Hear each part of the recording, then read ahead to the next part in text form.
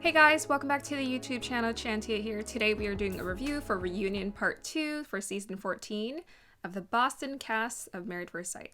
Okay, so I just got done watching the episode not too long ago, and I wasn't really sure if there was going to be a lot of information that was going to come out in this episode because I felt like so much came out in the previous episode. Surprisingly, a lot did come out. A lot of things we weren't privy to during the season, the undercurrent of what was happening behind the scenes. And a lot of it, unsurprisingly, surrounded Lindsay. So we are going to get further into talking about that. But before we do, I want to make sure you guys like, subscribe, and make sure you comment down below, participate in the discussions. I want to know what you thought about, honestly, anything. The Lindsay drama, unsurprisingly, Lindsay drama, the surprising accusations or surprising events that occurred between Lindsay and Mark. Apparently she spit on him. Like, there are a lot of things that came out that I was just shocked by. Before we do that, I just want to remind you guys, I do a series called the Heal, Feel, and Reveal series, which is about doing your inner work and doing your outer work, bringing the two of them together so you can create the life that you want. I also do a series called Monday Motivations, which is shorter snippets. My last video wasn't short because I couldn't stop talking. I had so much I wanted to say about feedback and learning how to take criticism, which is something I've learned to embrace through joining the Toastmasters Club that I'm a part of, the Toastmasters organization I'm a part of. And then I'm about to start a new series. Hopefully I get the video uploaded soon, but I'm so passionate about starting this series, which is about healing relationships. So far, the title I've come up with is Healing Relationships, and it's going to relate to some of the things that I've observed from the show, also things I've observed from other people, and my own relationships as well. Relationships, of course, romantic relationships is always something that I think women are especially wanting to hone in on because that's your life partner for the rest of your life. But there are so many relationships that we learn from our kids, our friendships, our coworkers, our general family, people that we meet on a day-to-day basis. There's all kind of relationships that are forming all the time. I wanted to do a series about that because if there's anything I'm passionate about and what Married at First Sight has taught me, to understand that I'm very passionate about helping people to harmonize their relationships. Because I've seen so many people go through so much conflict. I've experienced conflict with myself, and I'm always trying to look introspectively, inwardly, to figure out how can we just find a way to connect to the people who are around us in a way that is really healthy and resolve our conflict. A lot of talk. Finally, let's start this review. Okay, so the first scene, I'm going to break it up into different segments. We are going to start with each segment as they arrive. The first segment was with the women. Kevin interviewed the women, and unsurprisingly, it surrounded Lindsay and the drama. I always say that wherever drama goes, it always follows that person who embodies drama. That's why you always want to be discerning about who you surround yourself with. Mark had a hard time putting up his boundaries with understanding, like, this is not healthy. What happens when you don't put up those boundaries is people are invited into your life and they wreak havoc. As much as I want to say it sucks to be on the other end of that, to feel like someone is attacking you, to feel like the victim, no one really is a victim because all of those, especially those toxic relationships, are there to help us to wake up. So it's like you either wake up, you learn how to establish boundaries, the ones that you weren't taught to do. You would know how to do them if you were taught to do them. The ones that you were not taught how to utilize in your childhood, you have to figure out how to do that in your adulthood. And I think Mark is really starting to see, oh, this is, I needed to learn this. I have my notes here available to me since I just watched this show. Everything is still fresh in my mind, but there's so much notes that I took from this. The main thing that was surrounding Lindsay was this idea of integrity and truth. Now, Lindsay's always calling everyone else out for their integrity, for being honest, yet she's the one who's been left standing alone. Katina and Jasmina are leaning towards Alyssa. Alyssa, who we obviously saw, said some terrible things to Chris, but apparently the relationship that she's fostered with the women has been significantly healthier. I think Lindsay absolutely is very sensitive to understanding the undercurrent of how people feel. However, she goes all the way with it. While she was calling other people out for their integrity, she was still going around gossiping about Alyssa, and Alyssa wasn't doing the same towards her. this is where the accountability comes into play that Elijah kept mentioning. When you don't take accountability and you have so much pride, that's what I noticed. When you have so much pride and you don't take accountability, then the drama continues to unfold. I don't think Lindsay has been truly apologetic or recognize what she's truly done wrong. Sometimes you can get to her just a little bit. However, when it comes to people who have so much resistance towards their growth or towards doing better, you just have to let them go on their own struggle journey. Maybe they have to go through not a million, that's exaggerated, much more chaos or much more unhealthy relationships before they realize this isn't helping. That is the reality of life. And that's kind of the darker reality of life, is that some people choose to not change. They choose to not be better. And that's something you have to come to terms with and be at peace with, because we don't have any control over that. So I'm totally going on and on about that. But the first segment was essentially rehashing the Lindsay and Alyssa drama between the two of them. What I like about Alyssa is that apparently she wasn't gossiping about Lindsay, even though Lindsay was saying all kind of crazy things. Katina even was like, hey, be strong, speak up for yourself, say something, because she noticed that Lindsay was just going way too far with it. Now, mature people don't go around talking about how they don't like people. Keep that to yourself, right? I would recommend, even if you feel like you don't like someone, just keep it to yourself. And I find that this is such a valuable trait, because you might pick up on some shady ways from people, but sometimes people can surprise you because people are multifaceted. I never want to judge a person off of one characteristic trait or one bad action. They might actually have so many different things that you aren't being let into experiencing because you've blocked them off. You've blocked off those happy experiences. So just judging someone for a few events, it stops you from being able to see all their good characteristic traits. After that, all of the women talked about what would be Alyssa's ideal man, what would be Lindsay's ideal man. And everyone kept saying that Alyssa wants the cowboy. And this is going to come out later when she was talking with the experts. I think, again, when it comes to your ideal, I think that's perfectly fine. It's just, this is not the show for you, right? It's like, why did you come on the show? This is not the show, because you don't really know what the experts do is they match you based off of the similar desired lifestyle, but they mostly match you based off of values. Oh, you're caring, you can do this for him. But I'll get into it later. I wouldn't put my life or that choice in someone else's hands when it comes to choosing my partner, because then I'd have to deal with the consequence of that. And there's only one thing that I truly believe can choose that person for me, and that's God. That's the universe. That's it. Moving on to the men. So there's no guy drama at all. You notice the women's segment was like 30 minutes long. The men's segment was like 5 minutes long. They all get along. There's no drama amongst the 5 of them. There wasn't really much to say about the men's segment. Later on, what was discussed is the experts were there talking and discussing all of the couples, and they are talking about Elijah's growth. They were acknowledging his growth. He just seems so humbled. He seems so chill. He's not trying to fight the fight anymore about making his point. He seems more relaxed and agreeable with understanding that he was acting the fool, and I love to see that growth.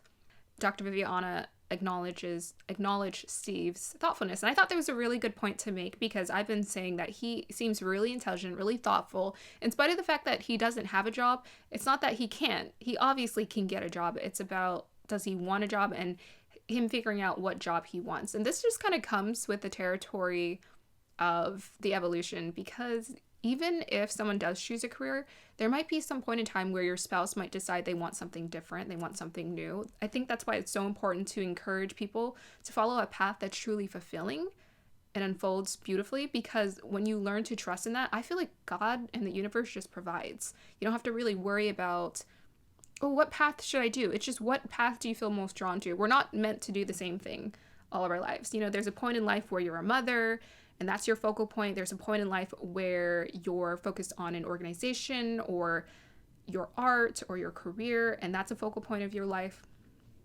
Or there's many of these things happening at once. So there's never just one thing going on. When the experts were talking about Steve and Noy not living together, I believe it was mentioned, correct me if I'm wrong, I would love it if you guys get in the comment section and let me know.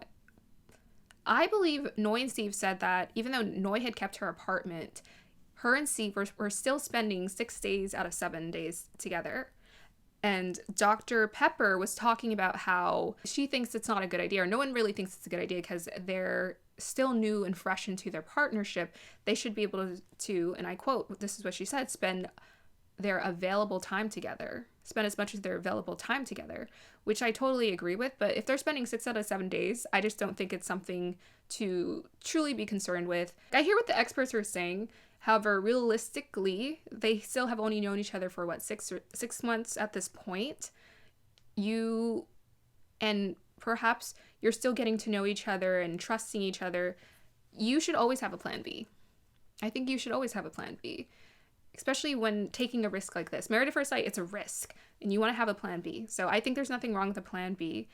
However, when I hear that they're spending 6 out of 7 days together, I think that's great. Whereas Michael and Jasmina were apart, and they weren't really staying in connection with each other. Later on, the experts went ahead and interviewed each of the couples, starting with Jasmina and Michael. I thought it was funny when Dr. Viviana said that she was shocked that Jasmina and Michael broke up. I was not shocked that Jasmina and Michael broke up. I just felt like it was pretty obvious because I just wasn't feeling any kind of chemistry or energy between them or connection between the two of them. They weren't really developing it very well. And then Jasmina brings up this conversation about how she asked for a computer from Michael and he didn't give it to her. And then later he asks for a divorce. And I'm like, what? Are you serious? He asked for a divorce because of a computer? I'm like, the pettiness of it all. Now, I don't know. I think Jasmina is absolutely right. I think he does definitely struggle with his communication. I don't know if he's just afraid, because when it came to Lindsay and Mark was afraid. And he said that. I'm so happy that he was transparent about it, because I think sometimes men feel like, and the Johnny Depp Amber Heard case is a really great example. Men feel like, oh, I can't go around telling people about how my feminine counterpart is abusing me, because what would they think of me as a man? How emasculated could I possibly be by telling people that my partner is doing all of these things to me? But my opinion is, you have to. You're human. Your partners, your feminine counterparts can be partaking in abuse just as much as men take. It's not as common because men have more of that dominant energy naturally, but women do it too. So speak up for it, be transparent about it, and be open about it, because that's going to help you get through that experience. And I'm really happy that Mark did that. And I think Jasmina and Michael, I think Michael has a bit of fear too. I get that fear from him. Like, he's very hesitant. You know, he's struggling with expressing himself and fully communicating. The thing is, she's a very direct communicator. So you're going to have to be very direct with what you say too. Because I wasn't clear on why they got a divorce. He said it wasn't because of computer. It was like a bigger issue at hand. But I'm like, but what was the issue? Because that was her understanding of it. If she can explain that very clearly, you have to learn how to clearly explain your perspective. And as the experts pointed out, over communicate. If you're not communicating and you're struggling with your communication, start over communicating so that you can get to understanding what's really going on. I think someone in the comment section, they kind of had the right idea. I didn't fully agree with everything that they said, was that, and I've caught this before, is that Jasmine and Michael are just immature. They're both kind of children in their marriage in the sense, because they're fighting over and they're stuck on petty, small issues versus the bigger picture, which is, the bigger picture is us, the vision of us and our relationship and what we want what we want our legacy to be, what we want our experience to be, spending our entire lives together with one another. That's the bigger picture. So are you going to let this computer, these small arguments, get in the way or not? When I hear that Jasmina said, hey, I was contacting him, he wasn't contacting me. I don't know what's going on with Michael. He wasn't clear about it. You know, he looks all like flustered and frustrated because he's just like, you know, he's all pouting and he's getting look at me, he's getting all frustrated because he's like, no, she's taking it out of context. But I'm like, communicate your point, just be very clear about that. However, I just think he gets really in his feelings, not as aware of it, but he's just not aware that he's not as ready as he thinks he is in the relationship part of life. Dr. Pepper said something really interesting. She said that you both care, you're just stuck on the way that you care. You don't know how to recognize the way that each other cares. I thought that was very profound to hear it, and very compelling the way she said that, because that's so true. Because I think sometimes people just get their wires crossed It's like, obviously you're fighting because you care, but you both are lost in listening to each other and really seeing, okay, what is this person really trying to say, you know, versus just focusing on trying to make a point. And that's where I got to get Jasmina. She's always so focused on trying to make her point. I think Michael's the same way. He's just more passive about it, which, you know, I've heard in the comments. Yes, he is more passive about it in general, and he has to be a little bit more forward and direct about it, so that I just don't think he can handle her. That's just the thing. The thing is, she's not, everything she says isn't right. Of course not. But you have to learn how to communicate with your spouse. Otherwise, she's just going to kind of like, I just feel like she's just kind of running over him, right? She's mothering him. She's older sister looking, domineering over him versus, you know, really seeing him as a equal, as a partner. It was interesting when I heard Dr. Pepper made a point about how their goal as matchmakers and as experts is to create lifetime marriages. And I thought that was funny because the show's on Lifetime. I just thought that was funny and really random. But the other part that popped up by the end of it is, you know, the experts are all like, hey, you can do it. You guys can be together. Come on, we're cheering you on. I'm just like, can you guys just stop? Just stop. The one thing I don't believe in doing is, I think people know what's right for them. Sure, they might be stubborn. Sure, they might make mistakes. But I think ultimately people know what's right for them. And I think that's kind of the conflict when it comes to this show, is there are going to be times where you're matched with someone, there is no chemistry, there ain't no connection. This is not your person. And that's why I always say, like, I would never leave it to someone else, a human being, to choose my partner. The only thing I truly trust, the only one I trust is God or the universe to bring that into my life for me. Human beings will make mistakes and they'll tell you, hey, we got the list of all the characteristics. No, the list isn't enough. There's like more, there's just more magic into it. Just ask any person who's ever met their person. There's more to it than just a list of things. There's the intricacies of magic and love and spark, I guess. So the next couple that the experts talked to was Alyssa and Chris. I already pointed out Alyssa is on the wrong show. She's looking for a cowboy. This is not the show to look for a cowboy. And I thought it was so funny when Dr. Viviana was listing down all of the traits. She's like, hey, we got all the traits for you. He's loyal. He's kind. And Alyssa's like, I didn't feel any loyalty. And they're just like, oh, this girl.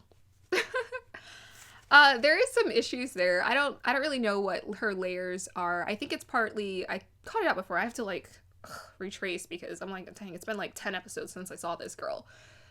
But if I can recall correctly, when it came to Alyssa, I think her parents essentially spoiled her, you know, and fed her this, like, what do you want?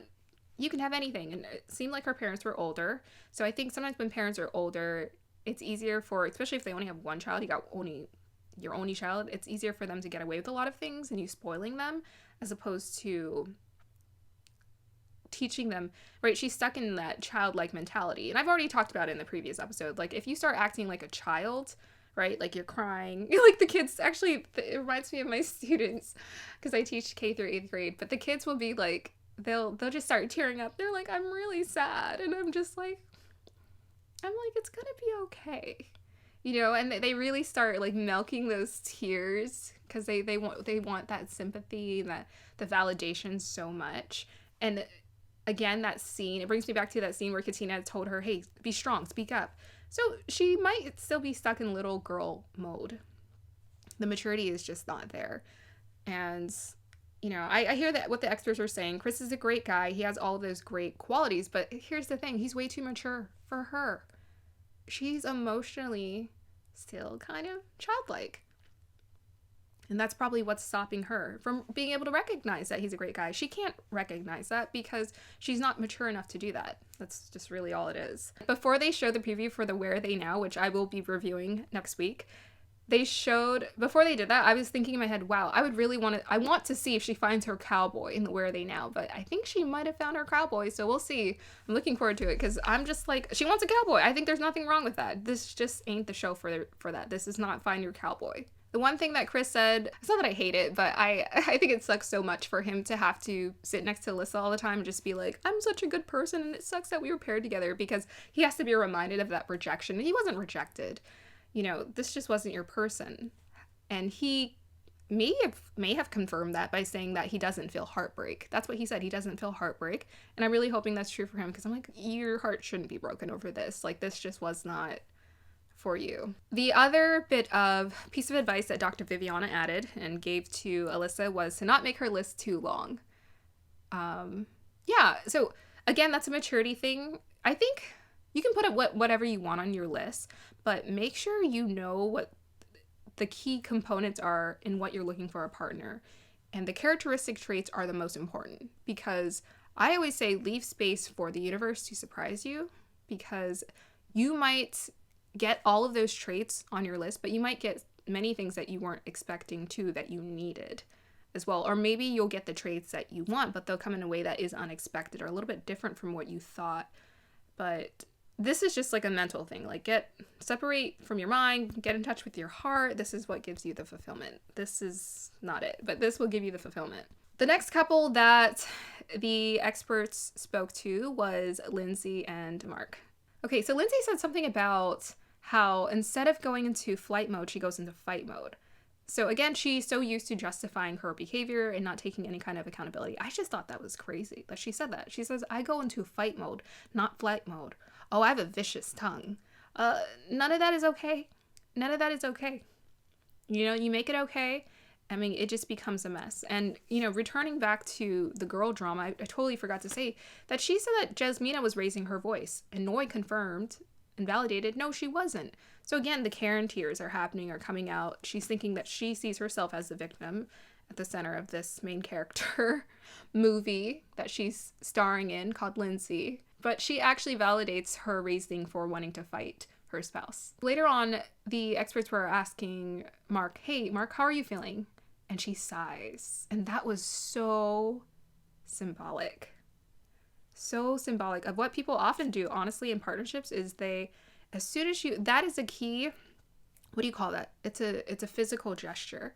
That physical gesture, that key gesture that she used, where she sighed when he's thinking about his feelings, is why she's going to have a hard time being in relationships. Because the one thing that women really do for men in partnerships is they give them a home and safety to let out their emotions. You're the one who they can come to feel that way. But if you're invalidating his emotions and you're like, oh, you're feeling too much, I can't. First of all, you might want to ask yourself why you feel that way. But second of all, when you don't validate your person's emotions, immediately you disconnect. Throughout this entire experience, Mark was mentally able to understand and learn from his experience. What did he learn? He said he learned to speak up, set the tone early in the relationship. So I actually want to talk about this in another video, but there's something to be said about dark feminine and dark masculine energy. So that's kind of like the, I guess, cavewoman tendencies that comes out of us. It's like